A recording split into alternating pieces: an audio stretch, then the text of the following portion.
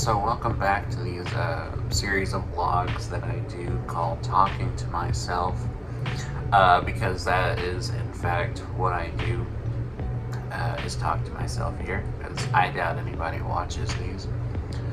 So today I wanted to talk about journaling. I first started keeping a journal when I was a kid, when I was very young. However, back then it was more or less just an excuse to have a notebook to stick stickers in. I was obsessed with stickers as a kid, and my teacher used to give stickers to students a lot. So I had a little notebook that I would stick all the stickers in, and I called it my journal, when in fact I don't think I ever wrote anything in it. I think I just used it to put stickers in it. Fast forward years later, at the age of 17 or 18, I began keeping a journal. An actual journal this time, wherein I wrote everything. I wrote about ideas I had for stories and art projects, and things that were going on in my life, and what I was thinking about and feeling, and reflecting back on the things I wrote in that journal make me cringe, because they were very, very cringe. And I was at a time when I was more naive about things, and I had a lot of really silly ideas about the world and the way it works. At that age, I was kind of more stuck in a delayed adolescence that lasted into my 20s. And I kind of had the mentality, even at 18, of a 15-year-old. And then when my 20s came, a lot of things happened that made me really mature and get a lot of real-world experience, and dispel those naive notions about things. So I kept that for about a year or two, and then I just dropped off. I got tired of doing it. I got bored by it. Even then, when I would go back and reread entries I would write in my journal, even I thought they were uninteresting.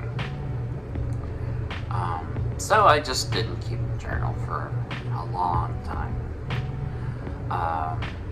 Until just a few years ago, I'd say about 2 years ago, I picked back up the habit of writing an entry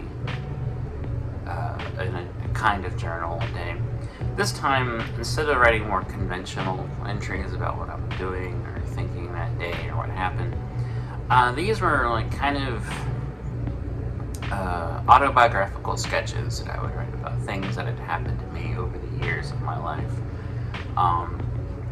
And every day I would write a new one. I would write a new entry in this kind of new journal I was doing, except it wasn't like a traditional or conventional type of journal entry where I wrote about something that happened. It was more me reflecting on my life and then writing an entry from my past, kind of writing a short non-fiction story about something that had happened to me. And I would skip around. So one day I would write about something that happened to me when I was 7. The next day I'd write about something that happened to me when I was 24. The next day I'd write about something that happened to me when I was 17, and so on and so on and so on, and I would just skip around in a non-linear style. And so I kept this up for about half a year, and then this was about last year, and then I just dropped off again. This time, not necessarily because I decided to, more or less I just got out of the habit of writing these daily kind of true stories about myself. So we come to this year where I decided again to pick up the habit of writing a journal. And this time it's a conventional journal. I have gotten in the habit of writing every day or almost every day in a notebook. Um, Things that happened to me the day before, or things I'm thinking about or feeling. Um, and I mostly use it for kind of a way to brainstorm creative ideas and ideas for projects and stories I want to write and short films I want to make, and kind of organize my thoughts a little bit. So this is a more conventional journal. I started doing it again this year in February, and I'm still doing it now in August. And it's been a lot of fun, and I've kind of gotten addicted to journaling this way. I find it a lot of fun. I find it a lot of definitely a habit for me. And I very rarely miss a day. Almost every single day since February, I've written a journal entry in a notebook.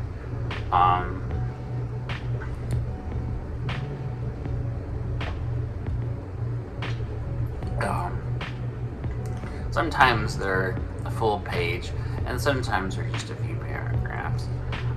The only stipulation I made was I would not write more than one page a day.